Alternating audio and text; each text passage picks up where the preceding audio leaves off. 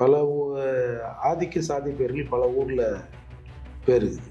ஊர் அந்த ஊர் எல்லாத்தையும் தமிழ்நாட்டில் இருந்து அந்த பேர் எல்லாத்தையும் எடுத்துடலாமா? GK Moopanar bridge. மூப்பனாருங்கிறது என்னது? அது யார் திறந்து வச்சது? யாருங்க திறந்தா? நீ எங்களுக்கு ஈஸியா நீ பேர் வச்சிடலாம்ல. யாருனாலும் எங்களுக்கு கண்டவங்க பேர் வைக்கலாம். வந்து அர்ஜுன்னு வைக்கலாம், ஆதித்ராவின்னு வைக்கலாம், பட்டேல் சமூகம்னு வைக்கலாம், எஸ்சின்னு வைக்கலாம், அப்புறம் வந்து ஒடுக்கப்பட்டவன் வைக்கலாம், நசுக்கப்பட்டவன் வைக்கலாம், பிதுக்கப்பட்டவன் வைக்கலாம். அப்போ வந்து ஏதோ ஒரு லேடி வந்து ரோட்ல நின்ற உடனே தலைவர் டக்குன்னு வண்டி எடுத்து, என்னம்மா ரோட்ல நின்றுக்கிற அப்படின்னு கேட்ட உடனே அந்த பெட்டிஷனை வாங்கினாரு. அந்த டிவிலாம் போட்டாங்க. இவர் வந்து காலனி தெருவிலிருந்து வந்ததால் இவரோட மனு நிராகரிக்கப்பட்டது. விருந்திரு மணிமாறன் வெற்றிமாறன் இன்னைக்கு இறந்துருக்க மாட்டார். நம்ம இலவச அரிசி காசு கொடுத்து வாங்க முடியாத கேவலமான நிலையில் தான் ஜனங்க இருக்கிறாங்கன்றது நாங்கள் சொல்கிற அலிகேஷன். ஒரு 400 கேஸ் ஸ்டவ் வாங்கி சோறு பொங்கி துப்புறதுக்கு துப்பல் இல்லை எங்களுக்கு. இந்த ரிசர்வேஷன் இருக்குல்ல, இந்த எம்பி எம்எல்ஏ ரிசர்வேஷன் எடுத்துடணும் அப்படின்னாரு. எடுத்து தான் பார்ப்போம் ஒரு 10 வருஷம் என்ன நடக்குது. இல்லைன்னா எல்லா ரிசர்வேஷன் கூட எடுத்துருவோம். ரிசர்வேஷன் எடுத்துருவோம் சார். 10 வருஷம் எடுத்துருவோம் சார். இந்த நக்கி பழிக்கிற பழிப்பு இருக்குல்ல, இது வந்து ஒரு விடுதலை வரணும். ஜனங்க யோசிக்கல சார். எல்லாரும் ஃபைட் பண்ணி வரட்டும்னு சொல்றீங்க? இல்ல ஃபைட் பண்ணல, ஏதாவது ஒரு மாற்றம் யோசிக்குது. இப்போ வேங்கவேல் சம்பவம் நடந்தது. இந்த 44 பேர் ஒருத்தன் கேட்டான்னு சொல்லுங்க. ஒரே ஒருத்தன் சட்டமன்றத்தில் என்ன விசிக்கு அவன் இவன் 44 பேரும் கேட்கிறேன். என்றைக்காவது ஒரு எம்எல்ஏ சட்டமன்றத்திலிருந்து வெளிநடப்பு செஞ்சு நான் சட்டமன்றத்திலிருந்து வெளிநடப்பு செஞ்சு லீஸ்ட் ஒரு டிகிரியாவது வச்சிருப்போம். பலர்லாம் அவன் பேருக்கு முன்னாடி 20-30 பேருக்கு போற அளவுக்குலாம் படிச்சுட்டு சென்று சொல்லிடுறாங்க சார்.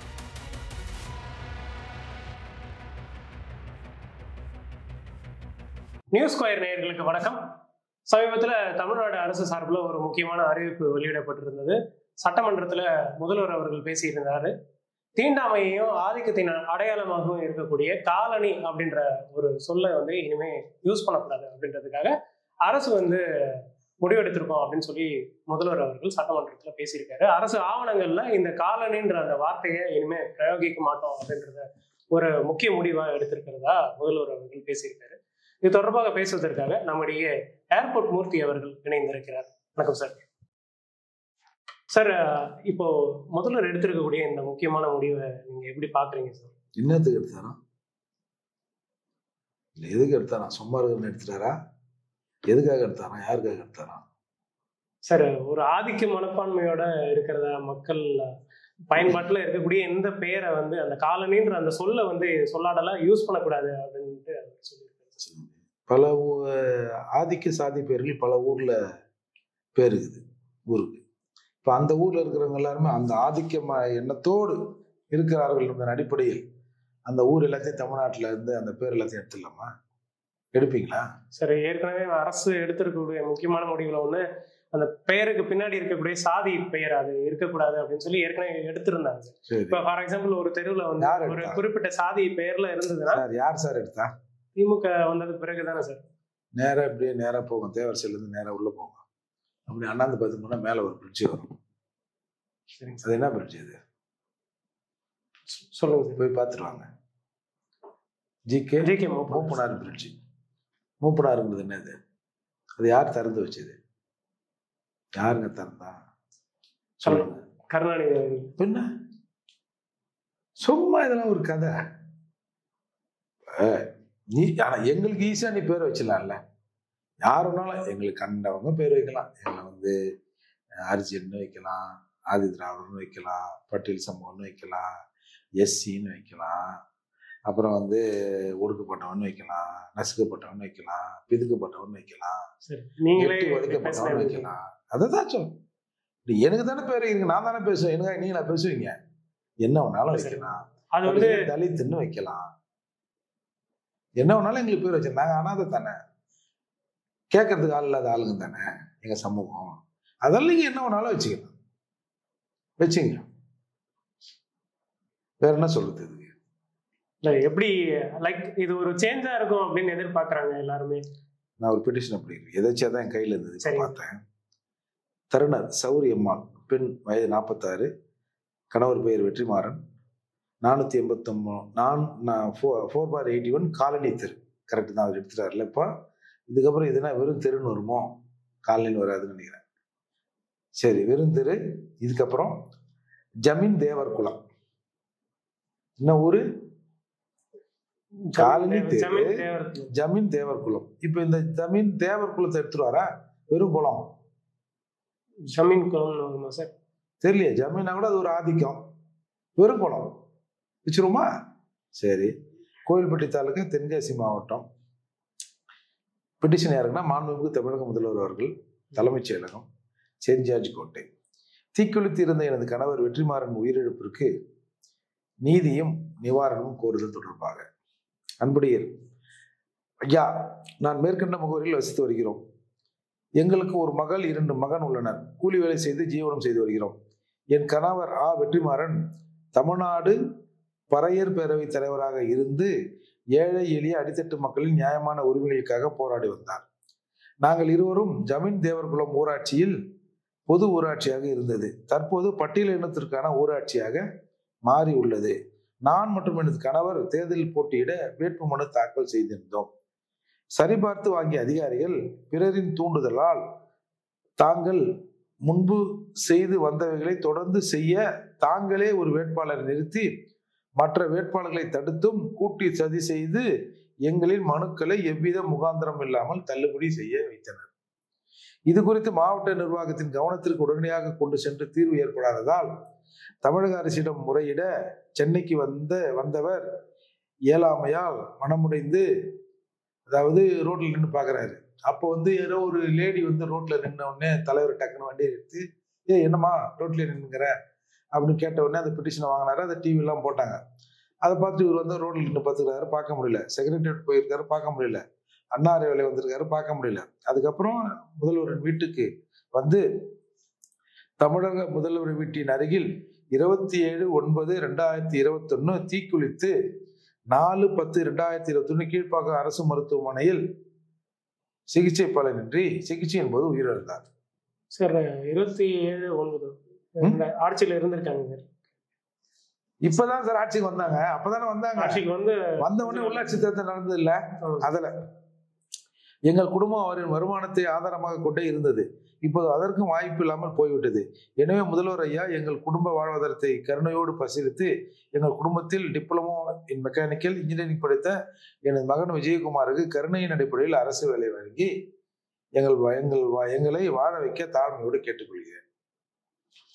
இப்ப இவரு தீக்குளிச்சு டர்பன்டைன் ஊத்தியா இருந்தாரு.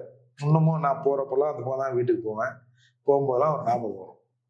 இறந்த உடனே தமிழ்நாட்டில் எத்தனையோ அமைப்புகள் இருக்கு. சென்னையில் எவ்வளவு பேர் இருக்கிறாங்க, இல்லை படிச்சவங்க பண்பாளர்கள் எங்க சமூகத்துல எவ்வளவு பேர் இருக்கிறாங்களே, ஒருத்தர் இந்த பக்கம் எட்டி பார்க்கல. நானு, எனக்கு துணையா என் கூட தலித் குடிமகன், இவங்க 2 பேர் தான் அங்க போய் நின்னோம். 4 நாள்ல நின்னோம்.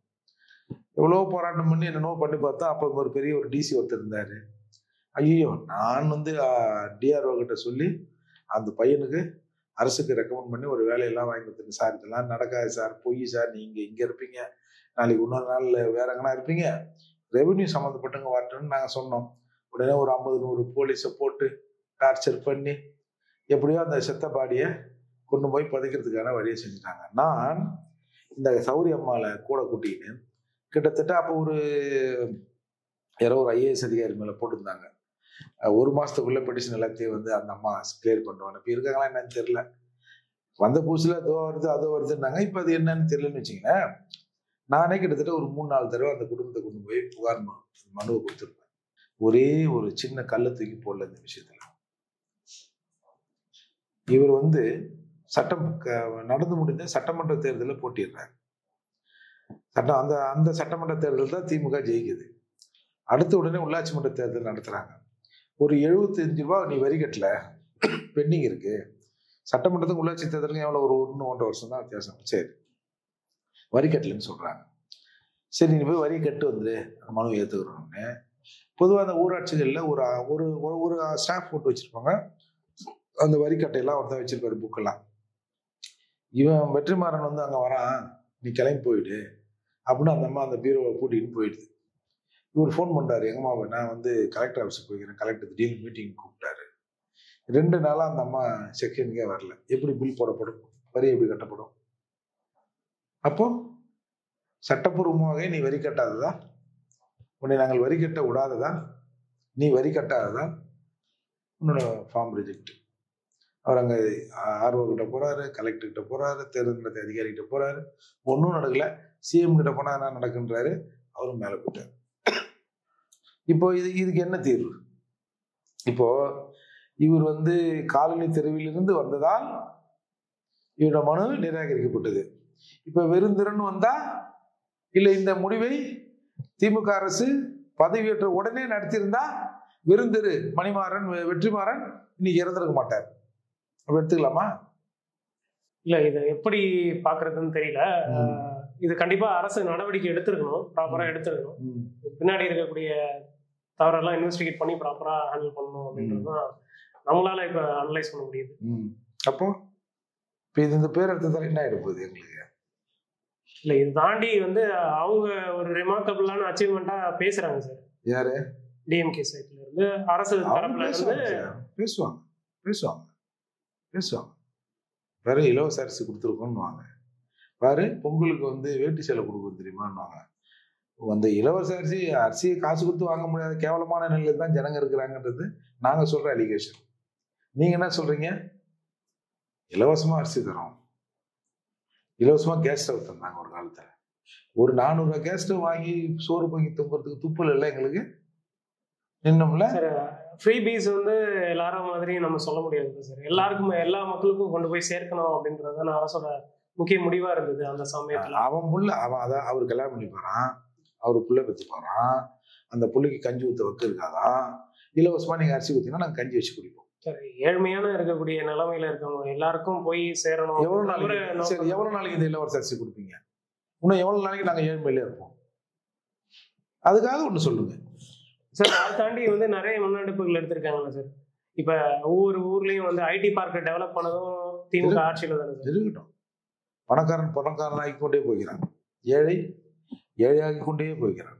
முதல்ல 1 கிலோ அரிசி 2 ரூபாய் கொடுத்தாங்க, கொடுத்துருக்காங்க சார். அப்புறம் 2006 ஆட்சிக்கு அப்புறம் 1 ரூபாய் ஆக்குனாங்க, 1 ரூபாய் ஆக்குனாங்க சார். அதுக்கப்புறம் இலவசமா. என்னது இது? அதாவது என் வசதி வாய்ப்பு கூடணும், என் வாங்கும் தன்மை அதிகரிக்கணும். எப்படி டே பை டே என்னோட வாங்குற தன்மை திறமை இல்ல அந்த வாய்ப்பு குறையுது சார். இன்னும் பிலோ பாவர்ட்டி லைன்ல இருக்கவங்க எல்லாருக்குமே போய் சேரணும் அப்படின்னு எப்படி சார்? எப்படி இருந்தாலுமே ஒவ்வொரு செக்ஷன்லயும் ஆட்கள் இருக்குதானே. 2 ரூபாய்க்கு நீ கொடுத்த அரிசிய நான் விலை கொடுத்து வாங்கணும்பா. சரிங்க. அப்புறம் ஏமா நீ 1 ரூபாய் கொடுத்த? 2 ரூபாய் கொஞ்சம் விலை காசு ஆகுதுன்னு நான் நினைச்சேனா? இல்ல என்னால 2 ரூபாய்க்கு அரிசி வாங்க முடியல, அதனால 1 ரூபாய் கொடுத்த. அப்படி அந்த கேடு கட்ட 1 ரூபாயை என்னால அரிசி வாங்க முடியல, இலவசமா கொடுத்த. அப்படி எடுத்துக்கலாமா? அத சார் வறுமையை ஒழிக்கணும் அப்படின்ற ஒரு நோக்கத்தோட இருக்கலாம்ல சார். இது கொடுத்தா வறுமை ஒழிஞ்சிருமா? சரி, ஒரு வேலையாச்சும் ஒரு வீட்டுல ஃப்ரீ அரிசி கொடுத்தா வறுமை ஒழிஞ்சிருமா? சரி, 10 வருஷம் ஃப்ரீ அரிசியை வாங்கி சாப்பிட்றேன் சார் நான், என் வறுமை ஒழிஞ்சிருமா? நான் அப்புறம் 10 வருஷம் கழிச்சு இப்ப என் வறுமை ஒழிஞ்சிச்சு, நீ ஃப்ரீ அரிசி தர வேண்டாம், நடந்துருமா? ஏதாவது சொல்லுங்க, நடந்துருமா? எந்த நாட்டுல இலவசம் தருவான்? இப்ப வெள்ளம் வந்தது, தண்ணி நின்னுது, ஜனங்க வெளில போக முடியல, கடைக்கு போக முடியல, அங்க போக முடியல, அடுப்பு பத்த வைக்க முடியல, ஒண்ணுமே இல்லை, கரண்ட்டும் இல்லை, கையிற நிலை. வக்கத்து நிக்கிறோம், வானத்தை பார்த்து மேல இருந்து சோறு போகலாம், இலவச சோறு. வக்கத்து நிக்கிறோம் நிரந்தரமா, இலவச அரிசி கொடுக்குறீங்க. வேற வழி இல்லாததுனால அந்த சமயத்துல வெள்ளத்துல வந்து இலவசமா கொடுத்தீங்க. இப்ப ஏன் கொடுக்குறீங்க? இப்ப நான் அப்படித்தான் இருக்கிறேன்னா? சரி, எத்தனை வருஷமா நான் என்ன இப்படி வச்சிருப்பீங்க? எனக்கு தெரிஞ்சு ஒரு 10-15 வருஷமா நாங்க வாங்குறோம் சார். அதுல இருந்து ரெக்கவர் ஆகியிருப்பாங்கல்ல சார். அதாவது ஒரு லார்ஜ் ப்ரொபோர்ஷன்ல ஆட்கள் இருந்திருப்பாங்க. அப்படியே அதோட சைஸ் வந்து குறைஞ்சிக்கிட்டே வருது, டவுன் சைஸ் பண்ணிட்டே வராங்கன்னு. அந்த ரேஷன் கார்டு எண்ணிக்கை குறைந்திருக்கிறதா?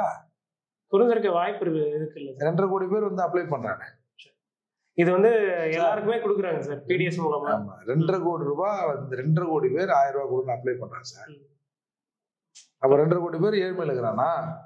அவன் வந்து அரிசி வாங்குற ரேஷன் கார்டு. இல்ல சார், அத கவர்மெண்ட் தானே சார் டிசைட் பண்ணுவோம். இப்ப பிலோ பாவர்ட்டி லைன்ல இருக்கவங்க எல்லாருக்கும் கொடுக்கணும் அப்படின்றத அரசு டிசைட் பண்ணுவோம். அதுக்கு மேல இருக்கவங்க எல்லாருக்குமே வந்து இது வந்து ரேட் ஃபிக்ஸ் பண்ணுவாங்க அரிசி. இப்போ ஒரு வீட்டுல ஒரு பையன் படிச்சுட்டு ஒரு 50,000 சம்பளம் வாங்குறான். அவங்க அம்மா பையன் கொடுத்த ரேஷனுக்கு போய் அரிசி வாங்கிடுவானுமா? இல்ல அவன் சாப்பிடுவான் அந்த அரிசியை? சொல்லும். ரேஷன்ல ஃப்ரீ அரிசி வாங்கிட்டு வந்து அவன் வீட்டுல சாப்பிடுவானா? ஆனா இப்ப எல்லாருமே வாங்குறாங்கல்ல சார். வாங்கி இந்திக்காரனுக்கு விற்பான் சார், கிலோ 5 ரூபான்னு. இல்ல வேற வழி லம்சில் சாப்பிடுவாங்க சார். அதை விட்டுருங்க. நான் கேட்கற கொஸ்டின், ஒரு 50,000 சம்பளம் வாங்குறான், மோ ரேஷன் அரிசி வந்துச்சா போய் பார்த்துருவா, பையத்துன்னு போ சொல்லுவானா? அதை நம்பி இருப்பாங்களான்னு கேட்டா கண்டிப்பா இருக்க மாட்டாங்க. அப்போ அந்த நிலைக்கு மக்களை உயர்த்தணும்ல. எவ்வளவு நாளைக்கு நீ வந்து ஃப்ரீ கொடுப்ப? எத்தனை வருஷம் சொல்லு சார். ஒரு 30 வருஷத்துல நாங்க ஒழிச்சிடறேன் சார். 30 வருஷத்துக்கு நீ அரிசி சாப்பிடு, 34 வருஷம் ஃப்ரீ அரிசி கிடையாது சார். இப்படி ஒரு நீங்க கொஸ்டின் கேட்கும்போது எனக்கு இன்னொரு டைனமிக்ஸா யோசிச்சு பார்த்தேன். இப்ப ரிசர்வேஷன் வேணும் வேணாம் அப்படின்ற ஒரு கொஸ்டின் இருக்கு. அதுலயுமே இந்த மாதிரி சார் ஒரு வாதம் முன்வைக்கப்படுது. இப்ப வந்து நீங்க வந்து எடுங்க, நீங்க வந்து கிரீம் லேயர்ல எடுத்துருங்க, கிரீம் நான் கிரீம் லேயர்ல வரணும் அப்படிங்கிறதுக்கு ஒரு ரிசர்வேஷன் எடுத்துருங்க சார்.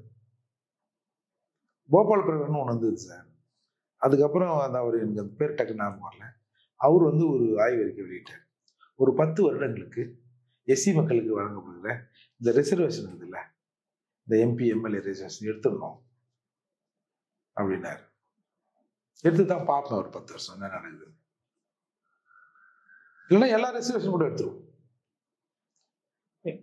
இது இது எதுக்காக நான் சொல்றேன்னா, லைக் அப்படி எடுத்துருவோம் சார். பொதுப்படையா பேசப்படுது இல்லையா சார்? இல்ல சார், நானே சொல்றேன், எனக்கு வந்து ரிசர்வேஷன்னாலதான் இவங்க வந்து என்னோட சான்ஸை தட்டி பறிச்சிடுறாங்க அப்படின்ற ஒரு கொஸ்டின் வரும். அது பொய். ஒருத்தன் சான்ஸை இன்னொருத்தன் தட்டி பறிக்கிறதே இல்லை. பிசி எம்பிசி எஸ்சின்னா ஒரு எஸ்சி கிட்ட தான் இன்னொரு எஸ்சி தோத்துருப்பான். ஒரு பிசி பையன் அவனுக்கு வேலை கிடைக்குன்னா இன்னொரு பிசி பிரிவில் இருக்கிற இன்னொரு சாதிக்கார தம்பி கிட்ட தான் அவன் தோத்துருப்பான். அந்த பையன் தான் அவன் தோத்துருப்பான். அதெல்லாம் இவன் ரிசர்வேஷன் இவன் கொடுக்க முடியாது, அவன் ரிசர்வேஷன் இவன் கொடுக்க முடியாது. எஸ்சி 18ன்னா தமிழகத்துல 69% இடஒதுக்கீடு இருக்குது. நாங்க 18 பேர், பல எஸ்சியோட சேர்த்து 19 பேர். அப்படின்னா எங்களை மாதிரி இடஒதுக்கீடை கையேந்துக்கிற சாதி சமூகம் 50 பேர் இருக்கிறாங்க. நாங்க 19. நாங்க சின்ன கையேந்திர கும்பல். எங்களை மாதிரி பெரிய கையேந்திர கும்பல் 50 பேர் இருக்கிறான் சார். இதுலயே அவங்க எப்படி ஒரு கொஸ்டின் முன்வைக்கிறாங்க அப்படின்னு பார்த்தா, ஃபார் எக்ஸாம்பிள் ஒரு ஐஏஎஸ் ஆஃபீஸர் இருக்காரு. அவர் வந்து செலக்ட் ஆகி ஒருத்தர் வந்து ஐஏஎஸ் ஆஃபீஸர் இருக்கு. அவர் குறிப்பிட்ட ஒரு செக்ஷன்ல இருக்காரு. இப்ப எஸ்சியாவோ இருந்திருக்கலாம், ஒரு பிசியாவோ இருந்திருக்கலாம். இப்ப அவங்க வந்து அவங்களோட அவங்க கிரீம் லேயர்ல வந்துருவாங்க. ஸோ அப்ப அடுத்த ஜென்ரேஷன் அவங்களோட பசங்களோ யாராவது அடுத்தடுத்து வராங்கன்னா அவங்க வந்து அந்த ரிசர்வேஷனுக்குள்ள வர முடியும். வருமான ஸ்லாட் ஒண்ணு இருக்கு. என்ன நீங்க உடனே ஒரு எஸ்சி ஒருத்தன் சேர்த்துனா அப்ப பிசிக்கு கிரீம் லேயர் வைக்கிறீங்களா? அதுலயும் இருக்குல்ல சார், ஓபிசின்னு வந்துடுறது இல்லையா சார்? சரி, அப்ப உங்களுக்கு என்ன, ஒருத்தன் முன்னேறிட்டான், அடுத்து எவனும் முன்னேறாம இருந்தா அப்படியே கிடக்கட்டும், அவங்க விட்டுறணும் அப்படின்றதுதான் ஒரு வாதமா. நான் அதெல்லாம் கடந்து ஒட்டு மொத்தமா அந்த கோபாலபுரத்துக்கு அப்புறம் வந்த மாதிரி ரிசர்வேஷன் எடுத்துருவோம் சார். ஒரு 10 வருஷம் எடுத்துருவோம் சார். இந்த நக்கி பழிக்கிற பழப்பு இருக்குல்ல, இதுல இருந்து ஒரு விடுதலை வரட்டும். ஜனங்க யோசிக்கட்டும் சார். எல்லாரும் ஃபைட் பண்ணி வரட்டும்னு சொல்றீங்க? இல்ல ஃபைட் பண்ணல, ஏதாவது ஒரு மாற்றம் யோசிக்கிட்டு. ஒவ்வொரு சட்டமன்றத்துக்கும் ஒரு 44 எஸ்சி ஆட்கள் உள்ளகிறாங்க சார். நான் ஏன் இதை எடுக்கணுன்ற காரணத்தை சொல்றேன். வேற ஒரு சமூகத்துல இருந்து ஒரு குறிப்பிட்ட சமூகத்துல 44 பேர் ஒரு தனியும் இருந்தாங்கன்னா அந்த சமூகத்தை எங்கேயோ கொண்டு போய் நிறுத்திருப்போம். கண்டிப்பா சார். என்ன அட்ராசிட்டி நடந்தாலும் கேட்டிருப்போம். எங்கள்ல இப்ப வேங்கவேல் சம்பவம் நடந்தது. இந்த 44 பேர் ஒருத்தன் கேட்டான்னு சொல்லுங்க, ஒரே ஒருத்தன் சட்டமன்றத்துல மைக்கு தூக்கி கடாசிட்டு, என்னன்னா கவர்மெண்ட் நடத்துறீங்க, 2 வருஷமா நாங்க தண்ணியை குடிச்சு எங்க ஜனம் அவதைப்படுறாங்க, ஒரே ஒரு ஆள் இல்ல. சட்டமன்றத்துல நான் வெளியில பிசிகள்ல இருந்து ஒரு 4 எம்எல்ஏ நான் 44 பேரும் கேட்கிறேன். நீ என்ன பிசிக்கு அவன் இவன் 44 பேரும் கேட்கிறேன். என்றைக்காவது ஒரு எம்எல்ஏ சட்டமன்றத்திலிருந்து வெளிநடப்பு செஞ்சு, நான் இன்றைக்கு சட்டமன்றத்திலிருந்து வெளிநடப்பு செஞ்சிருக்கிறேன், என் சமூக மக்கள் மீது இந்த மாதிரி பீத்தண்ணி குடிக்க வச்சாங்க, இன்னும் அரசு நடவடிக்கை எடுக்கல, காட்டுங்க. 2 வருஷத்துல காட்டுங்க சார். என்ன புடுங்கிறதுக்கு நீங்க போறீங்க? அந்த ரிசர்வேஷன் எடுத்துருவோம். மக்கள் யோசிக்கிட்டோம். ஏதாவது ஒரு முடிவு நோக்கி போவாங்கல்ல. சரி, நாங்கள் சமூக நீதி கட்சி வாய் கிழிய பேசுங்க, இன்னைக்கு 23 பேர் இருக்கிறாங்க, 22 பேருக்கு இருக்காங்க அப்படிலாம் சொல்றீங்கல்ல. ரிசர்வேஷன் எங்களுக்கு இல்லையா? நீங்க எங்களை எத்தனை பேர் நீ எம்எல்ஏ ஆக பார்ப்போம்? சமூக நீதி தானே. தனி தொகுதியை தாண்டி போட்டியிட முடியாத ஒரு சூழல் என்னைக்கும் இருக்குல்ல சார்? இல்ல சார், நான் சொல்றது என்னன்னா ரிசர்வேஷனே கிடையாது சார். நீ பாவமா எஸ்சி ஜனங்க கூப்பிட்டு ஒரு 10-20 பேர் சீட்டு கொடுக்குமா அப்படின்னு எத்தனை கட்சி கொடுப்பீங்க பார்ப்போம். நீங்க சேலஞ்ச் பண்றீங்க. அப்ப நாங்க யோசிக்கிறோம் சார். ரிசர்வேஷன் இருக்கிறவங்க தானே ஒரு 44 பேர் அங்க போய் உட்காந்துருக்கிறான், ஒண்ணுமே புடுங்காம. ரிசர்வேஷன் இல்லைன்னு வச்சுங்க, இந்த கட்சிக்காரன் எத்தனை பேர் எங்களை கூப்பிட்டு கொடுக்குறான்? எங்க மக்களை ஏதாவது ஒரு யோசிக்க விடுங்களேன். இந்த தொடர்ந்து இந்த இடஒதுக்கீட்டு அரசியலுங்கிறது ஐயா குணா சொல்லுவாரு, இது கையேந்திர அரசியல், இது பிச்சை எடுக்கிற அரசியல். பிச்சை எடுத்துட்டு தின்றான். பிச்சைக்காரனுக்கு என்ன குறிக்கோள் இருக்கும்? ரோட்ல இருந்து பிச்சை எடுப்பான்.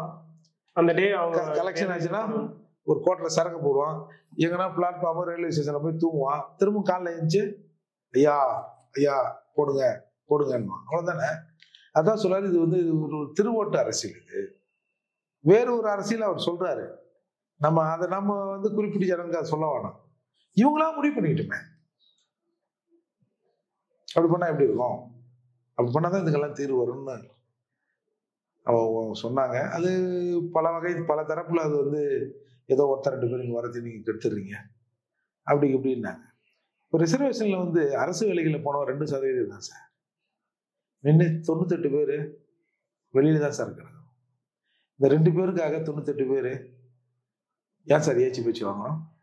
ரிசர்வேஷன்ல வந்துடுறானோ, படிக்காம ரிசர்வேஷன்ல வந்துடுறானு வேற இப்ப சொல்றானோ.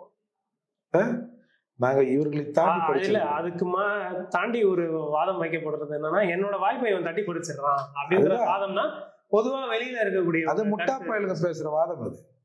அதான் சொன்னேன், அவன் பேச்சுல தான் அவன் எடுக்க முடியும். நான் பெருமையா சொல்றேன், நீங்க மற்ற எந்த சமூகத்திலும் இல்லாத ஒரு சிறப்பு. நீங்க எந்த இடத்துக்கு போனாலும் சரி, எந்த காலனிக்கு போனாலும் சரி, ஒருத்த வீட்லயும் குறைந்தபட்சம் ஒரு பட்டதாரியாவது இல்லாம இருக்க மாட்டான். லீஸ்ட் ஒரு டிகிரியாவது வச்சிருப்பான். பலர்லாம் அவன் பேருக்கு முன்னாடி 20-30 எழுத்து போற அளவுக்குலாம் படிச்சுட்டு செங்க சூழல வேலை செய்யறான், ஆடு மேய்க்கிறான். தெரியுமா என்ன புடுங்கிச்சு எங்களுக்கு இந்த ரிசர்வேஷன்? வெறும் 2% மக்கள் தான் அதில் பயன்படுறான்னு புள்ளி வரும் சொல்லி. அதுக்காக விட்டுலாம்னு சொல்றீங்களா சார்? சொல்றேன், வேற ஏதாவது ஒன்று ஆல்டர்னேட்டிவ் யோசிக்கணும் சார். சரி, அப்போ ஒண்ணு பண்ணுவோமா? ஒட்டுமொத்தமா தமிழகத்தில் இருக்கிற பட்டியல் சமூக மக்கள் நாங்கள் ஒரு தேர்தலை புறக்கணிக்கிறோம். 2 கோடி மக்கள் தேர்தலை புறக்கணிக்கிட்டோம். உலக நாடுகள் லெவலில் இது என்ன அனுப்பான்? இதுக்கு என்ன தீர்வு கிடைக்கணும்னு நீங்க எதிர்பார்க்க? எல்லாம் காலனியை எடுத்தவங்க அவங்களே சொல்லிட்டு தீர்வு நம்ம என்ன சொல்றோம்? ஏன்னா அதுக்கும் ஒரு 4 பேர் ஐயோ சூப்பர் காலனி எடுத்துட்டாரு அப்படின்ட்டானுல. பேருக்கு பின்னால் சாதி இருக்கிற ஊர்ல பட்டியல் சமூகத்தில் இருக்கிற மக்கள் முதலமைச்சர் ஆகிறாங்க சார்.